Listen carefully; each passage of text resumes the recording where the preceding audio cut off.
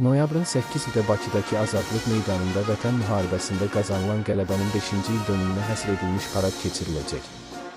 Parada hazırlıq işləri davam etməkdədir. Azadlıq Meydanında sonuncu parad 2020-ci il dekabrın 10-da Vətən müharibəsindəki zəfərin şərəfinə keçirilir. 2023-cü il noyabrın 8-də isə Zəfər Paradı Xankəndi şəhərində təşkil olunub.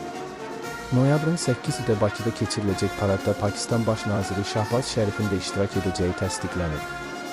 Azərbaycanda Zəfər günü ilə bağlı keçirilən parad təkcə xalqımızın tarixi zəfərinin qeyd olunması deyil, həm də ədalətin təntənəsinin simvoludur, beynəlxalq hüququn və sülhün əldə edilməsinin rəmzidir.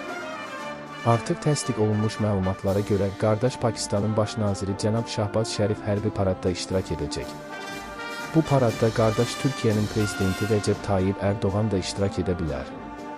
Nəticə etibarilə beynəlxalq münasibətlər sistemində hərbi siyasi güc faktoru kimi Türkiyə-Azərbaycan-Pakistan üçbucağı mövcuddur.